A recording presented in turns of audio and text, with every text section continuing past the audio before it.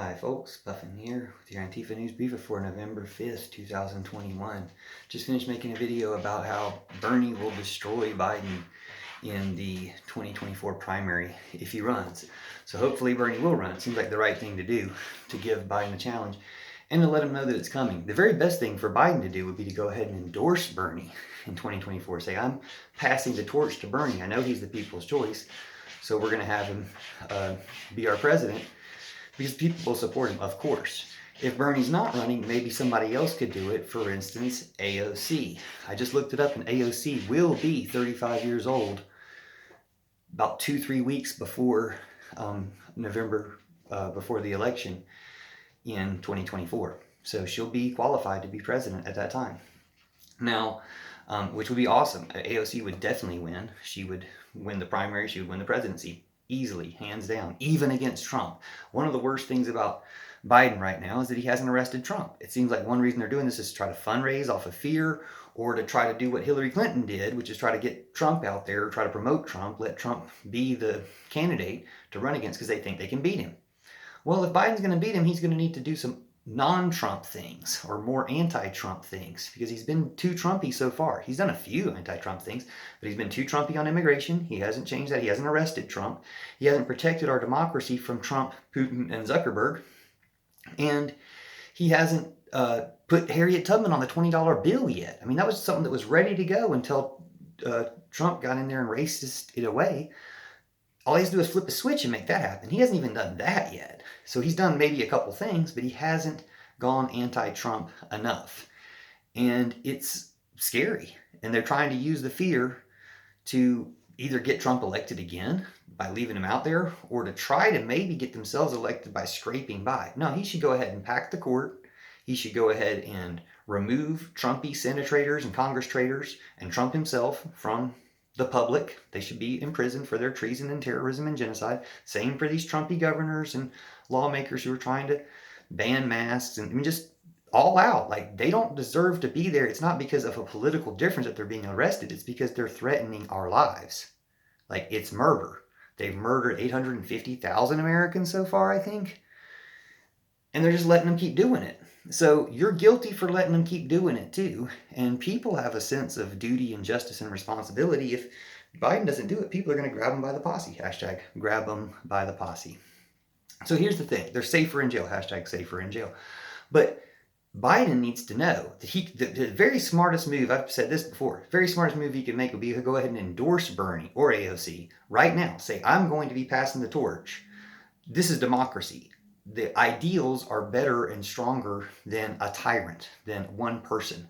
And that's what we have, is good American ideals like equality and justice and freedom for everyone. So we're going to pass those on through the next candidate, Bernie to AOC, because Bernie can do the same thing. He say, I only need a one-term transition to let AOC be my vice president, for instance, and then become president. Just because Bernie deserves a turn, because we tried to elect him twice already. But if he doesn't want to do it, if his health isn't as good, or he's just as old as Trump and Biden, AOC, she'll be ready to go, and she'll be just old enough. So it's a year and a day since Biden was elected. He hasn't been president for a year yet. I firmly believe he should have Trump arrested in his first year. Otherwise, what's he doing? And he should have easily had Harriet Tubman on the $20 bill day one. Again, flipping a switch. But if you're going to, be too Trumpy or too compromisey or try to play the middle, we're going to end up in the middle. And the middle, compromising with fascism is still fascism. We cannot have it anymore. We have to cut it out. I heard Madeleine Albright and Condoleezza Rice on interviews recently. Of course, Condoleezza Rice, I wasn't expecting her to say anything, but Madeleine Albright has written a book about fascism and wasn't identifying, when asked what the greatest threat to American democracy is, Trump. She said misinformation, but she didn't identify specifically that it comes from Trump and Putin and Zuckerberg, that they're the Nazi fascists trying to take over our country right now. And not just with misinformation, but with a Trumpsurrection, trying to take over the Capitol back in January. So we all saw it happen.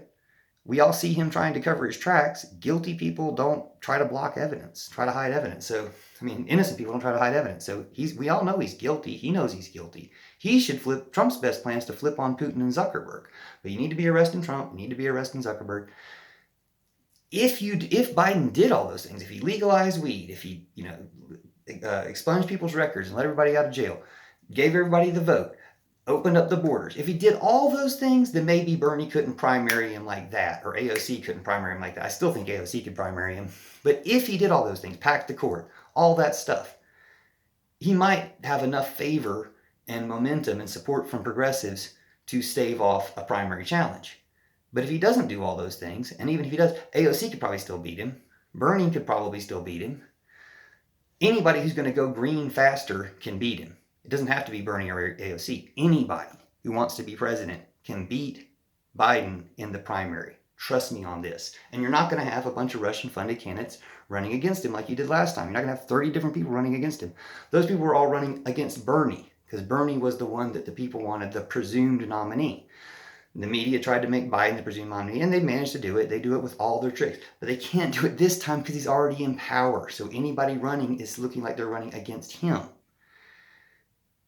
It's Bernie's to take if he wants it, because the people want Bernie, or AOC's for sure. Just because she's so empowering and so progressive, and she's the heart of America. So she'll be old enough in time. I just checked. So I don't see why we're not already talking about that. And once we already start talking about that and we need some good hashtags for AOC 2024. I already had Bernie 24, AOC 28, but realistically it might be AOC 24. So we need some more hashtags for that and spread that word. And then hopefully Biden will just endorse her and say, and then Biden can go ahead and have the freedom to do all the things like pack the court and remove the traitors and the stuff that needs to be done that might be seen as unpopular. His vaccine request was seen as unpopular, or mandate is seen as unpopular, but it's for the health of the country. History will look on it kindly. Like, we will favor him. The public, the world will favor him for making the right decisions, as is the case at every level here. But one of the right decisions might be, I'm going to pass the torch to AOC in 2024, and we might as well let them know that we'll support that decision and that it'll be an easy win so that we can keep the agenda based on our true principles moving towards a true, real America. Thanks for watching, sharing, commenting. See you soon. AOC 2024, or Bernie 2024, but I'm thinking AOC 2024 is the way to go. The sooner we start it, the bigger it gets, and the easier it gets. So thanks for starting it and helping comment, share, and see you soon.